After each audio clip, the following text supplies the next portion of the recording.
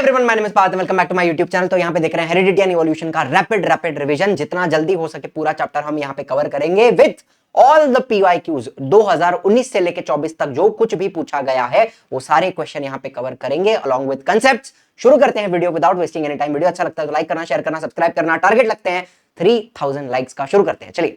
Now सबसे पहला concept क्या है हमारा? प्रोटीन सिंथेसिस का। तो ये जो डीएनए आपको दिख रहा है, डीएनए क्या करता है? हमारे कैरेक्टर्स को कंट्रोल करता है, लेकिन पूरा का पूरा डीएनए नहीं करता। इसके ऊपर छोटे छोटे पार्ट्स होते हैं, सेगमेंट्स होते हैं, जिनको हम क्या बोलते हैं? जीन्स। जीन्स मेरे कैरेक्टर्स को कंट्रोल करते हैं, हाइट को, स्किन कलर को, आई कलर को, हेयर को। हर कैरेक्टर को कौन कंट्रोल करता है? जीन कंट्रोल करता है। लेकिन कैसे करता है? जीन से बनता है प्रोटीन, एंड ये प्रोटीन हमारे कैरेक्टर को कंट्रोल करते हैं। आई रिपीट, जीन से क्या बनता है? प्रोटीन। प्रोटीन हमारे कैरेक्टर को कंट्रोल करते हैं, लेकिन ये प्रोसेस में भी हमें किसकी मदद लेनी पड़ेगी? हमें मदद लेनी पड़ती है आरएनए की, राइबोन्यूक्लिक एसिड। अब ये तीन प्रकार के होते हैं, कौन से? एक हो गया mRNA मैसेंजर आरएनए, एक हो गया rRNA राइबोसोमल आरएनए, एक हो गया tRNA ट्रांसफर आरएनए। तो आरएनए के मदद से प्रोटीन बनने वाले हैं, तो हम क्या बोलते हैं? Process of synthesis of protein. Synthesis मतलब production, manufacturing. The process of synthesis of protein by DNA through RNA.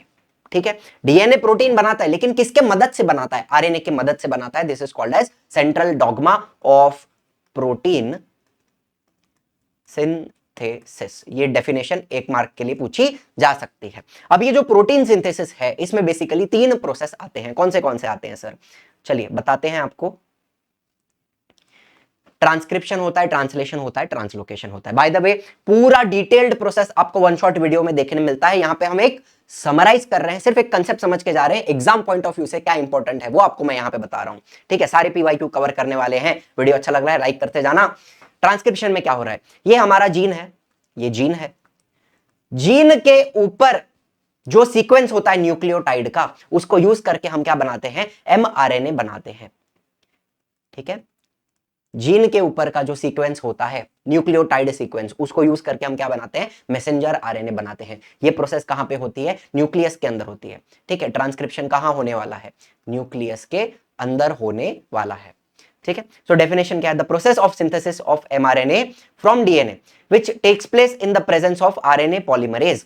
ठीक है, ये प्रोसेस करने के लिए एक एंजाइम की भी रिक्वायरमेंट होती है, RNA polymerase, and this process is called as transcription. Very simple. अब मुझे बताओ, ये जो एमआरएनए बन गया, इसको गौर से देखो। आपको दिख रहा है न्यूक्लियोटाइड के मैंने 3-3 के ग्रुप बनाए हैं, एंड ये जो 3-3 न्यूक्लियोटाइड का ग्रुप है, इसको क्या बोलते हैं? Triplet codon. एंड एक कोडॉन, रिपीट विथ मी, एक कोडॉन एक अमीनो एसिड की इंफॉर्मेशन देता है। एक कोडॉन एक अमीनो एसिड की इंफॉर्मेशन देता है। The code for each amino acid consists of 3 nucleotide, and that sequence of 3 nucleotide is called as a triplet codon. इसका भी डेफिनेशन 1 मार्क के लिए इंपॉर्टेंट है। फिर आते हैं ट्रांसलेशन पे। अब एमआरएनए न्यूक्लियस के बाहर आएगा, वो राइबोसोम के साथ अटैच हो जाएगा। मुझे एक बात बताओ, फटाफट बताओ। एमआरएनए राइबोसोम के साथ बाइंड हो गया, अटैच हो गया। फिर एमआरएनए के ऊपर जो कोडॉन्स हैं, उसके हिसाब से वहां पे टीआरएनए आएगा अमीनो एसिड को लेकर, एंड टीआरएनए के नीचे क्या होता है? Anti codon. तो यहां पे पैरिंग किसकी होती है? Codon and anti codon. Codon किसके ऊपर है? एमआरएनए के ऊपर। एंटी कोडॉन किसके पास है? टीआरएनए के ऊपर। तो codon anti codon complementary pairing होगी, एंड एक एक अमीनो एसिड यहां पे आएगा ट्रांसलेशन में, एंड फिर अमीनो एसिड के बीच में बॉन्डिंग बनती है, जिसको हम पेप्टाइड बॉन्ड बोलते हैं। ये सारी बातें हमने डिटेल में पढ़ी हैं।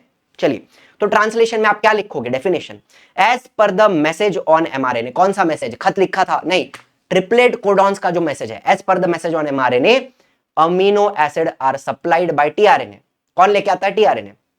फॉर दिस पर्पस टीआरएनए के पास क्या होता है? Anti codon, which is complementary to the codon on mRNA. मुझे एक बात बताओ, कॉम्प्लीमेंटरी का मतलब क्या? आपको दिख रहा है एमआरएनए के ऊपर कोडॉन क्या है?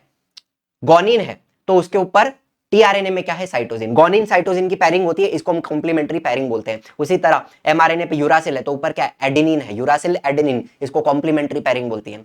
ठीक है, साइटोसिन गोनिन, वापस एडेनिन के सामने कौन आएगा? यूरासिल आएगा। Guanine cytosine, adenine uracil, uracil adenine, cytosine guanine, इस तरह से क्या बनता है? Complementary pairing. तो कोडॉन और एंटीकोडॉन में क्या होगा? कॉम्प्लीमेंट्री पैरिंग होगी, and this process is called as translation. क्या ये बात एकदम क्लियर है यहाँ पे? ठीक है, शॉर्ट में रिवाइज कर रहे हैं, डिटेल में पढ़ना है तो वन शॉट तो आपके पास है। फिर ट्रांसलोकेशन क्या होता है, जैसे जैसे mRNA का ट्रांसलेशन होगा उसी तरह से राइबोसोम आगे आगे शिफ्ट होता है। आपको दिख रहा है यहां पे अमीनो एसिड ज्वाइंट किए जा रहे हैं। ज्वाइंट कौन सा होता है, पेप्टाइड बॉन्ड होता है। एंड जैसे जैसे ये प्रोसेस आगे बढ़ती है राइबोसोम भी आगे आगे शिफ्ट होता है by the distance of one codon. ठीक है, by the distance of one codon. So the ribosome keeps on moving from one end of mRNA to the other end by distance of one codon at a time. This is called as translocation. धीरे धीरे आगे shift होगा, वो एक एक codon करके आगे जाएगा। This is called as translocation. And फिर ये पूरा प्रोसेस होने के बाद आपके पास क्या बचेगा, ये जो पूरा यहां पे चेन बन जाएगा अमीनो एसिड का, इसको हम क्या बोलते हैं, पॉलीपेप्टाइड चेन भी बोलते हैं। बिकॉज पेप्टाइड बॉन्ड्स होते हैं तो इसको हम पॉलीपेप्टाइड चेन बोलते हैं। एंड फिर ऐसी बहुत सारी पॉलीपेप्टाइड चेन मिलकर बनते हैं कॉम्प्लेक्स प्रोटीन्स। ठीक है, तो यहां तक की कहानी समझ में आई है। अच्छा, म्यूटेशन क्या होता है मुझे बताओ। ये जो आपका जीन है, ये जो जीन है उसमें एक कोड है ना जिसको हम जेनेटिक कोड बोलते हैं, जेनेटिक कोड। एंड वो जेनेटिक कोड में क्या होते हैं, बेसिकली न्यूक्लियोटाइड्स होते हैं ना, बहुत सारे न्यूक्लियोटाइड हैं। न्यूक्लियोटाइड का सीक्वेंस है न्यूक्लियोटाइड्स। अगर इस सीक्वेंस में कोई गड़बड़ आ जाती है, ये जो न्यूक्लियोटाइड का सीक्वेंस है इसमें कुछ गड़बड़ हो गई तो कहना इसे जीन में गड़बड़ हो गई। ये जो आपका जीन है उसमें कोई डिफेक्ट आ गया, कोई गड़बड़ हो गई तो कहना इसे कैरेक्टर में भी डिफेक्ट आएगा। चरित्र की बात नहीं कर रहा हूं मैं आपके कैरेक्टर्स की, बॉडी कैरेक्टर्स की बात कर रहा हूं। जीन में गड़बड़ हो गई तो कैरेक्टर में भी गड़बड़ होगी, इसी को हम क्या बोलते हैं, म्यूटेशन बोलते हैं। अच्छा म्यूटेशन भी हो सकता है, बुरा भी हो सकता है। ठीक है, sudden changes that occur in genes, sometimes any nucleotide of the gene can change its position. हो सकता है जब हम डीएनए का कॉपी बनाते हैं तब ऐसी गड़बड़ हो सकती है काफी बार। Some nucleotide can change its position and cause a minor change in the character and this is nothing but mutation. ये डेफिनेशन 1 मार्क के लिए आ सकती है। यहां तक की सारी बातें आपको समझ में आई तो मुझे एक बात बताओ फटाफट। बाय द वे पूरे लेक्चर का पीडीएफ कहां मिलेगा ये मैं आपको एंड में बताऊंगा। यहां तक अगर आप देख रहे हो पूरा पीडीएफ, सारे क्वेश्चंस, सारे टॉपिक्स आपको कहां मिलेंगे, सरप्राइज एट द एंड, ध्यान से सुनते जाना। चलो क्वेश्चन नंबर 1 क्या बोलता है, minor change occurs due to change in position of any nucleotide. Gene में गड़बड़ हो गई, इसको हम क्या बोलते हैं, म्यूटेशन बोलते हैं। ठीक है, हमने ये देखा। Choose the correct alternative and write the correct option alphabet. Genetic disorder like sickle cell anaemia, ये 9th का कंसेप्ट है। सिकल सेल अनेमिया क्यों होता है, ये भी म्यूटेशन के कारण होता है। ठीक है, ये भी 1 मार्क के लिए पूछा गया था। फिर transfer of information from DNA to mRNA is called as nothing but transcription. कहां होता है, न्यूक्लियस के अंदर होता है। What do you mean by central dogma, the process of synthesis of protein by DNA through RNA is called as central dogma. इसका definition हमने पहले देखा। ट्रांसक्रिप्शन का डेफिनेशन आपको मैंने बताया, as per the sequence of nucleotide on DNA, mRNA is produced with the help of RNA polymerase. What is the triplet codon? Sequence of 3 nucleotide which code for 1 amino acid. ये भी आपको मैंने बताया। तो ये हो गए सारे यहां तक के PYQ जो प्रोटीन सिंथेसिस के ऊपर पूछे गए हैं। आगे चलते हैं। आज हम दुनिया में इतनी सारी वैरायटी देखते हैं, प्लांट्स की, एनिमल्स की, माइक्रो ऑर्गेनिज्म की, लेकिन जब अर्थ बना था क्या तभी भी इतनी सारी वैरायटी थी? नहीं थी। जब अर्थ बना था करीब करीब 4.5 बिलियन ईयर्स अगो अर्थ बना था, लेकिन 4 बिलियन ईयर्स अगो भी अर्थ कैसा था, एक आग का गोला था। कोई लाइफ वाइफ अर्थ पे नहीं थी। ठीक है, 4 बिलियन ईयर्स अगो, 400 करोड़ साल पहले अर्थ क्या था, आग का गोला था। लेकिन फिर हम जब देखते हैं अर्थ को 3.5 बिलियन ईयर्स अगो तब लाइफ बनी थी। इसका हमारे पास एविडेंस भी है कि अर्लीस्ट नोन लाइफ फॉर्म कब थे, 3.5 बिलियन ईयर अगो बन गए थे। तो ये जो 4 बिलियन ईयर अगो एंड 3.5 इसके बीच में बनी होगी लाइफ। 4 एंड 3.5 के बीच में 500 मिलियन ईयर्स का जो समय है तभी लाइफ बनी होगी। लेकिन वो लाइफ कैसी थी, शुरू में यूनिसेल्यूलर होगी, यूनिसेल्यूलर होगी, फिर धीरे धीरे धीरे उनमें चेंज आया, बहुत ही लंबा प्रोसेस है। एंड बाद में क्या बना होगा, कॉम्प्लेक्स लाइफ बनी होगी, मल्टी सेल्यूलर लाइफ बनी होगी। एंड आज हम इतनी सारी वैरायटी अर्थ पे देखते हैं। तो ये जो पूरा प्रोसेस था शुरू से लेके यूनिसेल्यूलर से लेके कॉम्प्लेक्स लाइफ तक का, इसी को हम क्या बोलते हैं, इवोल्यूशन बोलते हैं। एंड ये प्रोसेस 300 करोड़ साल लगे इस पूरे प्रोसेस को होने के लिए। ठीक है, यूनिसेल्यूलर से कॉम्प्लेक्स लाइफ बनने के लिए 300 करोड़ साल लगे, इसको हमने क्या बोला, इवोल्यूशन। तो इसकी डेफिनेशन एग्जाम में आप क्या लिखोगे, द प्रोग्रेसिव डेवलपमेंट, मतलब क्या, धीरे धीरे डेवलपमेंट हो रही है प्लांट और एनिमल की फ्रॉम एंसेस्टर, एंसेस्टर मतलब पूर्वज, हमारे भी पहले कुछ ऑर्गेनिज्म आए होंगे, उन्हीं में से हम धीरे धीरे बने हैं। The progressive development of plant and animal from ancestor, पूर्वज, हैविंग डिफरेंट स्ट्रक्चर। क्या वो भी मेरे जैसे ही दिखते थे? नहीं, उनका बॉडी, उनका स्ट्रक्चर अलग होगा, उनके बॉडी के अंदर के फंक्शंस भी अलग होंगे। तो they were having different structural and functional organisation, उनके बॉडी के फंक्शंस अलग होंगे, उनके अंदर अलग रिएक्शंस होते होंगे। यस और no? ancestor having different structural and functional organization, this is called as evolution। ये डेफिनेशन आप लिख सकते हो 1 मार्क के लिए। चलिए, इसी पूरे प्रोसेस को हम क्या बोलते हैं? Gradual development of living organisms. Gradual development of living organism. तो एग्जाम में क्या पूछा गया था? इवोल्यूशन क्या है? ग्रेजुअल चेंज, धीरे धीरे धीरे चेंज हो रहा है एंड लाइफ डेवलप हुई अर्थ के ऊपर, इसको हम क्या बोलते हैं? इवोल्यूशन। कहानी तो मैंने आपको बताई, लेकिन क्या इसका मेरे पास कोई सबूत है? हाँ, सबूत बताना पड़ेगा, एविडेंस बताना पड़ेगा।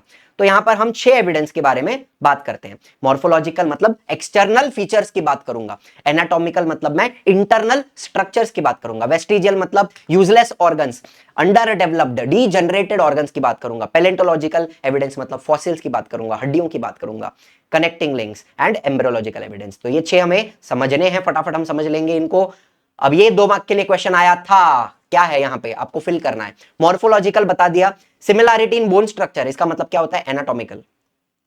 तो इसके अलावा आपको क्या क्या लिखना है? आप लिखोगे वेस्टिजियल, वेस्टिजियल लिखा आपने, कनेक्टिंग, मैं शॉर्ट में लिख रहा हूं, आप पूरा लिखेंगे, कनेक्टिंग लिंक्स पूरा लिखना है, वेस्टिजियल ऑर्गन पूरा लिखना है, ठीक है। फिर पैलेंटोलॉजिकल लिख दोगे, ठीक है, पैलेंटोलॉजिकल एविडेंस, ठीक है। हैंडराइटिंग छोड़ो, मैं मुद्दे पे आ रहा हूं सीधा सीधा। एंड लास्ट में क्या लिखा आपने? एम्ब्रियोलॉजिकल एविडेंस, ठीक है। फटाफट बात समझ में आ गई?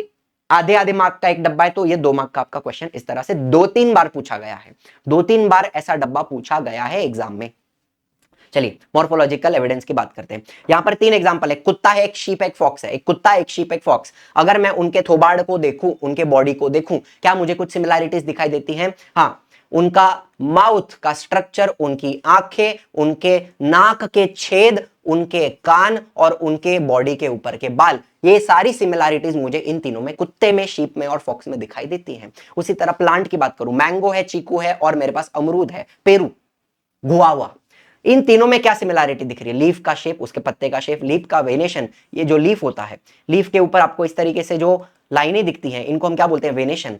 तो वेनेशन में भी सिमिलैरिटी है। एंड लीफ के नीचे एक डंडी होती है, उसको हम पिटियोल बोलते हैं। तो जो पिटियोल है उसमें भी सिमिलैरिटी है ना? लीफ का शेप, उसका वेनेशन एंड उसका पिटियोल, इसमें भी सिमिलैरिटी दिखाई देती है। तो इससे क्या साबित होता है? कि इनका कोई कॉमन एंसेस्टर रहा होगा।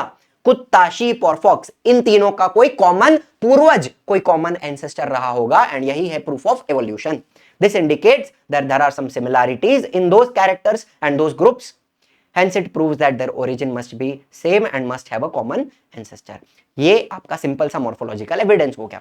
फिर एनाटॉमिकल मतलब मैं इंटरनल स्ट्रक्चर्स की बात करूंगा, मैं हड्डियों की बात कर रहा हूं, मैं जॉइंट्स की बात कर रहा हूं। यहां पे 4 एग्जांपल हैं। इंसान का हाथ, ह्यूमन हैंड, कैट का 4 लेग, पंजा, व्हेल का फ्लिपर, ठीक है, जिससे वो स्विमिंग करती है, एंड बैट का पटेजियम, जिससे वो उड़ता है, ठीक है। ये सारे मैमल्स हैं, व्हेल भी मैमल है, बैट भी मैमल है, कैट, ह्यूमन, सारे मैमल हैं। मैं इनके बोन्स को कंपेयर करने वाला हूं। मुझे एक बात बताइए, एनाटॉमिकल एविडेंस क्या होता है? It is the similarity in structure of bone and bony joint of animal and they provide proof of evolution. हड्डियां और हड्डियों के जॉइंट की मैं बात कर रहा हूं। तो यहां पर there doesn't seem any superficial similarity. ऊपर ऊपर से देखूंगा इन चारों को तो मुझे कोई सिमिलैरिटी नहीं दिखती, मुझे इनके फंक्शंस में भी कोई सिमिलैरिटी नहीं दिखती। इंसान के हाथ का काम अलग है, कैट का 4 लेग भागने के लिए, चलने के लिए यूज किया जाएगा, फ्लिपर, व्हेल का फ्लिपर स्विमिंग के लिए, बैट का पटेजियम उड़ने के लिए, सबका फंक्शन अलग है, सबका एक्सटर्नल अपीयरेंस भी अलग है। There doesn't seem any superficial similarity between human hand, 4 leg of, यहां ऑक्स बोला है लेकिन मैं कैट की बात कर रहा हूं। ऑक्स मतलब क्या? बैल, ठीक है। एग्जाम में ऑक्स आया तो भी डरने का नहीं, सेम ही बात है ना, वो भी एक मैमल है। Flipper of whale and पटेजियम of bat, ऊपर ऊपर से कोई सिमिलैरिटी नहीं है। यूज ऑफ ईच ऑफ दो structure is also different in respective animal, सबका फंक्शन, सबका यूज अलग है। लेकिन अगर मैं हड्डियों को देखूं, however there is similarity in structure of bone and joints in organ of each of those animals। अभी इनको गौर से देखें, क्या आपको यहां पे ये जो शोल्डर का बोन होता है क्या आपको सब में दिख रहा है? अच्छा, इनके जो फोर आर्म है वहां पे 2 हड्डियां होती हैं, क्या आपको 2 हड्डियां दिख रही हैं सब में? हाँ। फिर यहाँ पे जो आपका रिस्ट होता है यहाँ पर आपको हड्डियां दिखाई दे रही हैं, ठीक है। क्या आपको जो फिंगर्स हैं, जो पाम है, वहां पर भी आपको हड्डियां दिखाई दे रही हैं। तो अरेंजमेंट एंड सिमिलैरिटी जॉइंट्स वगैरह में आपको यहाँ पे दिखाई देती है, इसी को हम क्या बोलते हैं? Anatomical evidence. The similarity indicates that those animals में हैव अ कॉमन एंसेस्टर, इनका भी पूर्वज कॉमन रहा होगा। अब इसके ऊपर क्या पूछा गया था? एक्सप्लेन द इंपॉर्टेंस, 3 मार्क के लिए। अभी जो मैंने 5 पॉइंट बताए, यही 5 पॉइंट आप इंपॉर्टेंस ऑफ एनाटॉमिकल एविडेंस में लिखोगे।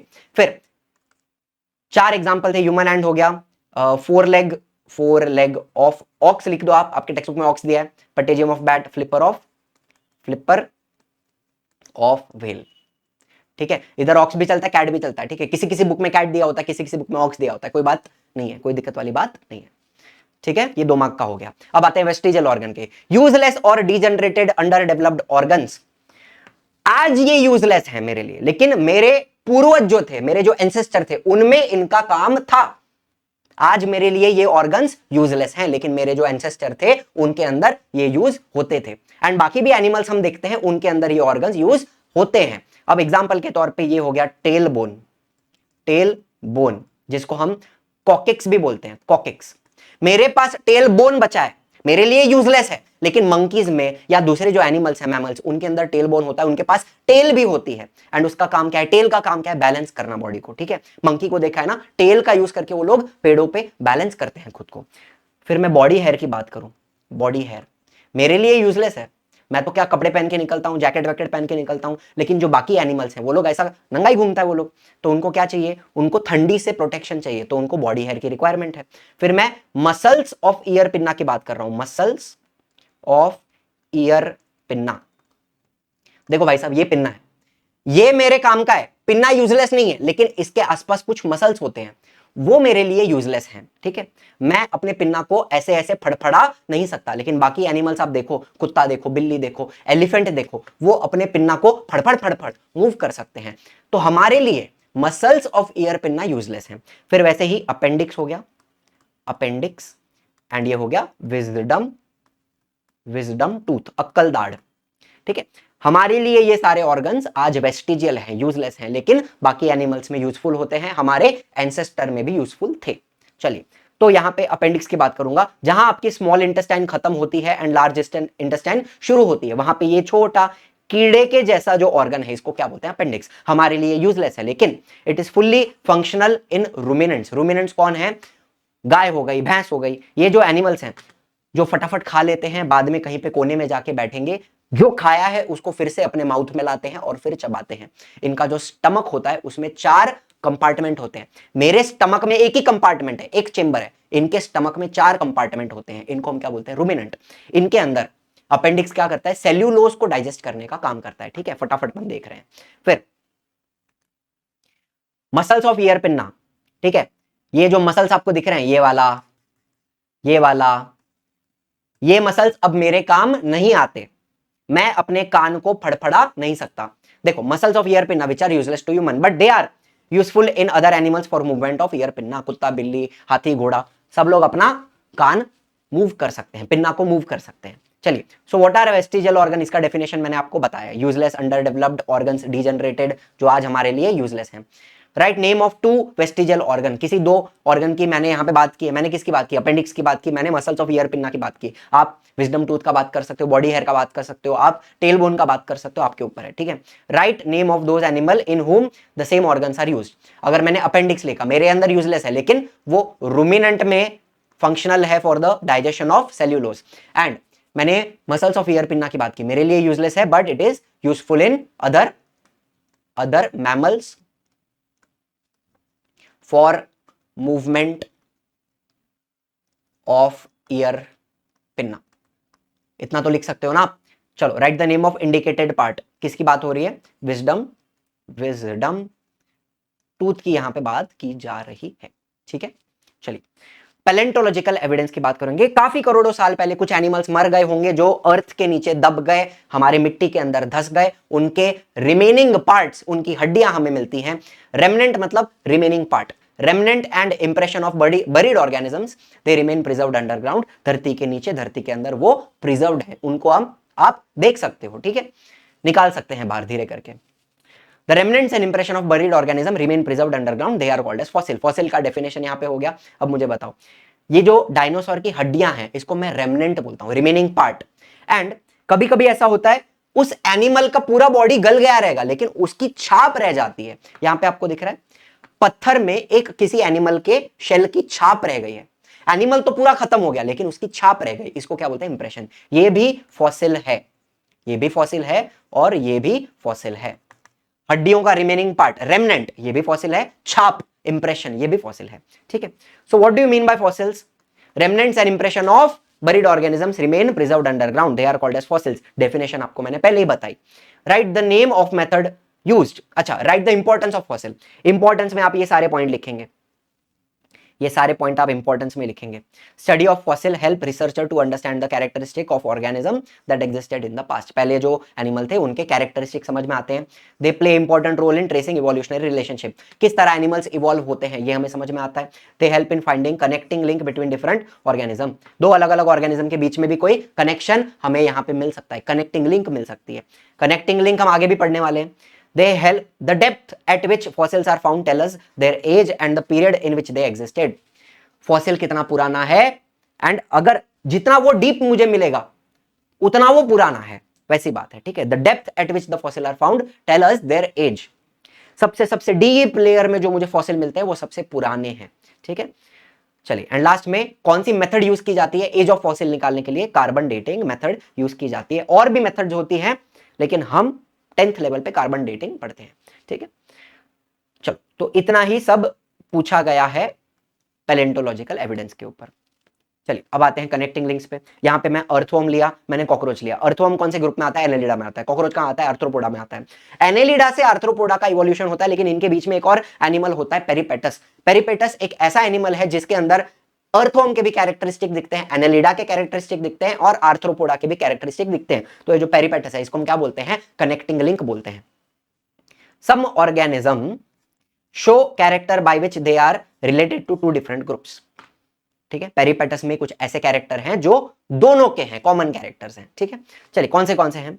अब अगर मैं एनेलिडा को और पेरिपेटस को, ये कौन है? ये पेरिपेटस है, पेरिपेटस।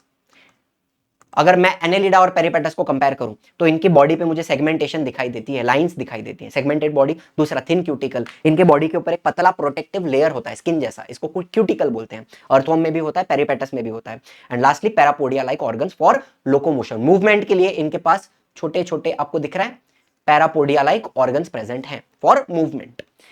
उसी तरह मैं पेरिपेटस को और आर्थ्रोपोडा को कंपेयर करूं, कॉकरोच को, तो इनके पास क्या होता है? Tracheal respiration. कॉकरोच के अंदर आपको पता है छोटी छोटी पतली पतली ट्यूब्स होती हैं जिसके अंदर हवा अंदर जाती है, हवा बाहर जाती है। हमारे पास कैसे लंग्स है, इनहेल एक्सहेल, उसी तरह से इनके पास पतली ट्यूब्स होती हैं पूरे बॉडी में। इनको क्या बोलते हैं? ट्रेकिया। ट्रेकिया, तो ये ट्रेकिया से रेस्पिरेशन करते हैं। वैसे ही पेरिपेटस के पास भी क्या होता है? ट्रेकिया होता है। चलो फिर हमारे अंदर ध्यान से सुना, ह्यूमंस की बात करूं तो हमारे अंदर होती है क्लोज्ड सर्कुलेटरी सिस्टम, ठीक है। आपके अंदर खून हमेशा ब्लड वेसल्स के अंदर होता है, आर्टरी में होगा, वेन में होगा, लेकिन कभी खून डायरेक्टली किसी ऑर्गन के कांटेक्ट में नहीं आता, ठीक है। खून जो है हमारा वो हमेशा ट्यूब्स के अंदर है, आर्टरीज में, वेन्स में, ब्लड वेसल के अंदर है, कभी बाहर नहीं आता। इसको हम क्लोज्ड सर्कुलेटरी सिस्टम बोलते हैं। लेकिन कॉकरोच में क्या होता है? ओपन सर्कुलेटरी सिस्टम होता है। उसी तरह पेरिपेटस में भी क्या होता है? Open circulatory system. इसका क्या मतलब है सर? आपको बता देता हूं। इसका मतलब ये है, ये अगर कॉकरोच की बात करूं, आप बाकी चीजों पे ध्यान मत दीजिए, मैं जो बता रहा हूं उतना ही देखो। आपको दिख रहा है इसका ये ब्लड है, ठीक है। कौन सा कलर दिखाई देगा? ये ब्लड है। ये ब्लड आपको इसके हार्ट में जाते हुए दिख रहा है। इसका हार्ट, ये पूरा जो इतना आपको दिख रहा है, जो मैं ड्रॉ कर रहा हूं, इतना लंबा हार्ट होता है, इतना लंबा, ये पूरा हार्ट है, ठीक है। ये जो ब्लू से दिखा रहा हूं ये पूरा हार्ट है। ब्लड हार्ट के अंदर जाता है एंड बाद में आपको दिख रहा है यहां पे ब्लड बाहर आता है। ब्लड यहां पे ऑर्गन होंगे, ये ऑर्गन्स हैं। ब्लड डायरेक्टली ऑर्गन्स के कांटेक्ट में आता है एंड बाद में वापस पूरे बॉडी में फ्लो करके बाद में हार्ट में जाता है। Are you understanding? Come on, क्या आपको दिखाई दे रहा है? क्या आपको ऊपर ये ट्यूब दिखाई दे रही है? ये इसका हार्ट है, ये इसका हार्ट।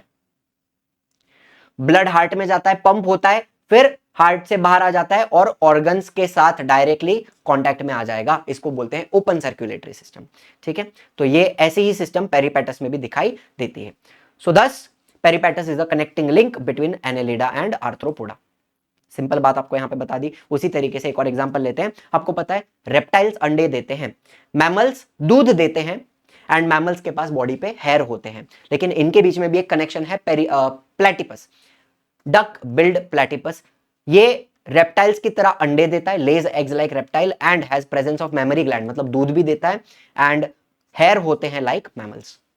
सिंपल एग्जांपल यहां पे हो गया। एंड लंग फिश की बात करूंगा। Lung fish performs respiration with the help of lungs. इनके पास लंग्स होते हैं। बाय द वे गिल्स भी होते हैं, ऐसा नहीं है कि गिल्स नहीं है, गिल्स भी होते हैं प्लस लंग्स भी होते हैं।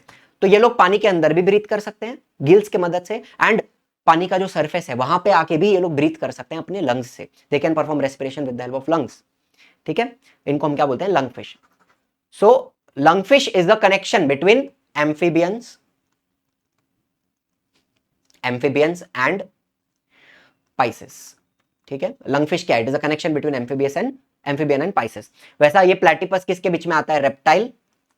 रेप्टाइल एंड मैमल के बीच में आएगा। ठीक है, बात समझिएगा। It is a connection between reptile and mammal. Lungfish is a connection between amphibian and Pisces. चलो, तो अब आंसर बताइए। I am a connecting link between reptilia and mammals, what is my name? ये कौन हो गया आपका? डक बिल्ड प्लेटिपस हो गया। ठीक है ना, कोई गलत बात है क्या? Reptile and mammal. Wisdom teeth vestigial है। लंगफिश क्या है? एक कनेक्टिंग लिंक है। ठीक है, कोरिलेशन, कनेक्टिंग लिंक। चलो, dash is a connecting link between Annelida arthropoda. ये हो गया आपका पेरिपेटस, एनेलिडा आर्थ्रोपोडा। ठीक है, चलिए pick the odd man out. Duck billed platypus, pomfret, पापलेट, लंगफिश, पेरिपेटस। ये पॉम्फ्रेट एक मछली है ना, बाकी सारे कनेक्टिंग लिंक है। Duck billed platypus is a connecting link. इसका आपको एक्सप्लेनेशन लिखना पड़ेगा। It lays eggs like reptile and has mammary gland and hair like mammals, thus it is a connecting link between reptiles and mammals. Explain the concept of connecting link with two example. यहाँ पे पूरा आपको definition के साथ सब कुछ देखने मिलता है। जो जो एक्सप्लेनेशन मैंने आपको दिया वही सारी बातें यहाँ पे दी हुई हैं। आगे चलते हैं एम्ब्रियोलॉजिकल एविडेंस की तरफ। यहाँ पे कुछ एनिमल्स है मेरे पास, मछली है, सैलेमेंडर, टॉर्टोइस, चीक, पिग, काफ, रैबिट, ह्यूमन। इनके मैं एम्ब्रियो देखूं, शुरू के एम्ब्रियो, तो मुझे बहुत सारी सिमिलैरिटी दिखती है, ऑलमोस्ट सेम दिखते हैं सारे के सारे, लेकिन जैसे जैसे वो एनिमल डेवलप होते हैं उनके अंदर डिफरेंस दिखाई देता है। तो हमें यहां पे क्या पता चलता है? सारे एम्ब्रियोज सिमिलर हैं, शुरू में इतनी सारी सिमिलैरिटी है, मतलब कॉमन एंसेस्टर होगा, यही बात है। Similarities in initial stage indicate common origin या फिर कॉमन एंसेस्टर और ऑल ऑफ दिस एनिमल्स। इसको क्या बोलते हैं? Embryological evidence. चलिए फिर आते हैं लास्ट मुद्दा हमारा जो इस चैप्टर में से पूछा गया है, Darwin's theory of natural selection. ये जो हमारे डार्विन चचा हैं, इन्होंने एक प्रिंसिपल बताया था नेचुरल सिलेक्शन का, जिसमें हम सर्वाइवल ऑफ द फिटेस्ट की बात करते हैं। एंड ये नेचुरल सिलेक्शन इन्होंने अपनी बुक का नाम क्या है? On the origin of species. इस बुक में उन्होंने पूरा प्रिंसिपल एक्सप्लेन किया, सर्वाइवल ऑफ द फिटेस्ट को एक्सप्लेन किया है। तो कहानी क्या है? डार्विन्स थियरी क्या है? ये बोलते हैं, Darwin says that all organism produce prolifically. सारे ऑर्गेनिज्म बहुत सारे भरपूर बच्चे पैदा करते हैं। मुझे बताओ, सारे बच्चे सर्वाइव करेंगे? नहीं करेंगे, बहुत सारे बच्चे मर जाएंगे, बहुत सारे जो है आपस में कंपीट करेंगे, है ना, कोई इनका शिकार करेगा। तो एनिमल्स, ऑर्गेनिजम्स बहुत सारे बच्चे पैदा करते हैं, प्रोलिफिकली मतलब भरपूर मात्रा में, ताकि इनके स्पीशीज का सर्वाइवल हो सके, स्पीशीज खत्म ना हो जाए। ठीक है, बिकॉज सारे बच्चे तो सर्वाइव नहीं कर पाते। दूसरी बात, there is a constant struggle. आप देखो, एनिमल्स के बीच में हमेशा कंपटीशन रहता है। रोटी, कपड़ा, मकान, खाना, पानी, कहाँ रहेंगे, क्या खाएंगे, इनका जो इलाका होता है, इनकी रहने की जगह होती है, हर चीज के लिए इनके बीच में क्या होता है? कंपटीशन होता है। So all the organisms compete with each other in a life threatening manner. ठीक है, यहाँ पे आपको दिख रहा है, ये जो एनिमल है इसका शिकार करने के लिए ये चीता, ये लेपर्ड भी आया हुआ है, टाइगर, लायन, सब लोग आए हुए हैं ना। एक डियर का शिकार करने के लिए 4 लोग खड़े हैं, तो इनके बीच में भी कॉम्पिटिशन है खाने के लिए, लाइफ थ्रेटनिंग मैनर में। अच्छा, जब मैं सर्वाइवल ऑफ द फिटेस्ट की बात करता हूं, तो फिटनेस, इसका मतलब हमेशा तगड़ा होना या पावरफुल होना नहीं होता। फिटनेस के अलग मीनिंग भी होते हैं। अब ये जो एग्जांपल है, यहां पे देखो, यहां पे आपको दिख रहा है रेड कलर के बीटल है और ग्रीन कलर के बीटल है। कौन से बीटल छुप जाएंगे? ग्रीन वाले। कौन से दिख रहे हैं? रेड वाले। तो रेड वालों का शिकार होगा, जो शिकारी है, प्रेडेटर है, वो रेड वालों को लेके जाएगा। तो धीरे धीरे रेड बीटल्स कम होंगे, ग्रीन बीटल बढ़ेंगे। तो यहां पर फिटनेस का मीनिंग क्या है? मुझे बताओ, यहां पर फिटनेस का मीनिंग क्या है? फिटनेस मतलब यहां पे इस एनवायरमेंट में कौन सूटेबल है। अगर मैं रेड बीटल को लाल कलर के पेड़ के ऊपर रख दूं तो वहां पर वो लोग फिट हो जाएंगे और ग्रीन वाले अनफिट हो जाएंगे। तो एनवायरमेंट के ऊपर डिपेंड करता है कौन फिट है कौन अनफिट है, ठीक है। हमेशा तगड़ा होना या पावरफुल होना फिट नहीं होता, एनवायरमेंट पे डिपेंड करेगा। अगर मैं एक कैमल को पोलर रीजन में जाके रख दूं तो वहां वो अनफिट हो जाएगा, और एक पोलर बेर को मैं डेजर्ट में जाके रख दूं तो वहां वो अनफिट हो जाएगा। लेकिन कैमल डेजर्ट में फिट है, पोलर बेर पोलर रीजन में फिट है। तो फिटनेस एनवायरमेंट के ऊपर डिपेंड करती है, आपके कैरेक्टर्स के ऊपर डिपेंड करती है, ठीक है। So only those organisms sustain मतलब जिंदा रहेंगे, which show modifications essential for winning the competition. Modification मतलब कैरेक्टर्स, वही ऑर्गेनिज्म जिंदा रहेंगे जिनके पास वो कैरेक्टर हैं जो उनको जिंदा रखने में हेल्प कर रहे हैं, ठीक है। यहां तक बात समझ में आई। पॉइंट नंबर 1, सारे ऑर्गेनिज्म बहुत सारे बच्चे पैदा करते हैं, सारे ऑर्गेनिजम्स आपस में कंपीट करते हैं, रोटी का कपड़ा मकान खाना पानी हर चीज के लिए इनके बीच में लड़ाई होती है लाइफ थ्रेटनिंग मैनर में। वही ऑर्गेनिज्म जिंदा रहेंगे जिनके पास मॉडिफिकेशन है, जिनके पास कैरेक्टर्स हैं। इसी को हम क्या बोलते हैं, इसी को हम बोलते हैं survival of the fittest. This principle is called as survival of the fittest. And fitness के भी अलग अलग मीनिंग हो सकते हैं, हमेशा तगड़ा होना पावरफुल होना फिटनेस नहीं होता, ठीक है। Survival of the fittest. अब जो जिंदा बचे हैं, the sustaining and selected organism, they will reproduce, ये और बच्चे पैदा करेंगे, and thereby they will give rise to a new species with their own specific character. नया स्पीशीज का यहाँ पे डेवलपमेंट होता हुआ दिखाई देगा। कोई दिक्कत वाली बात है क्या? 4 पॉइंट है बेसिक पॉइंट, इतना आप याद रख सकते हो। चलिए फिर इनकी जो थियरी थी, it was widely accepted for a long duration. Darwin's theory of natural selection was widely accepted. लेकिन इस थियरी के लिए कुछ लोगों ने लिमिटेशंस भी, ऑब्जेक्शंस भी खड़े किए, ठीक है। Some objections were raised against Darwin's theory. Natural selection is not the only factor responsible for evolution. Natural selection का मतलब आपको समझा? मैंने आपको बताया ना कि ग्रीन बीटल सर्वाइव कर रहा है, रेड बीटल सर्वाइव नहीं कर रहा है। तो नेचर सिलेक्ट कर रहा है ना, वो जो एनवायरनमेंट है वहां का, जो वो पेड़ पौधे हैं ग्रीन कलर के, वो ग्रीन बीटल को सिलेक्ट कर रहे हैं एंड रेड बीटल को एलिमिनेट कर रहे हैं। तो जो नेचर है वही एनिमल्स को सिलेक्ट कर रहा है, कौन जिंदा रहेगा कौन नहीं रहेगा। इसको हम क्या बोलते हैं? Natural selection. नेचुरल सिलेक्शन से इवोल्यूशन होता है, लेकिन it is not the only factor. Mutation भी जरूरी है। हमारे अंदर बॉडी में चेंज कब आता है, वेरिएशन कब आता है? म्यूटेशन से आता है, ठीक है। दूसरी बात, Darwin did not mention any explanation about useful and useless modification. किसी किसी ऑर्गेनिज्म में यूजलेस मॉडिफिकेशन भी आते हैं जो उनके काम नहीं आ रहे हैं, तो वो यूजलेस मॉडिफिकेशन क्यों आया, इसका एक्सप्लेनेशन डार्विन नहीं दे पाए। And there is no explanation about slow change and abrupt change. कभी कभी ऐसा होता है, इवोल्यूशन एक स्लो प्रोसेस है, लेकिन कभी कभी थोड़ी फास्ट भी हो जाती है, अचानक चेंज आ जाता है।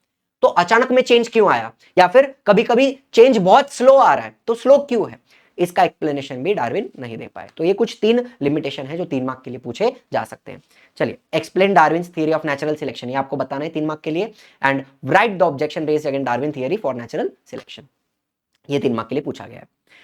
अब मुझे एक बात बताइए, ये जो पूरा पीडीएफ है जहां पे सारे पीवाईक्यू आंसर हो रहे हैं आपके, पूरा आपका चैप्टर का जो जो जो जो इंपॉर्टेंट, सबसे अल्ट्रा इंपॉर्टेंट कंसेप्ट है, वो सब यहाँ पे मैंने कवर किया है। जितने आधे घंटे में कवर किया ऐसा मुझे लग रहा है, आधे घंटे या 40 मिनट्स हुआ रहेगा ज्यादा से ज्यादा।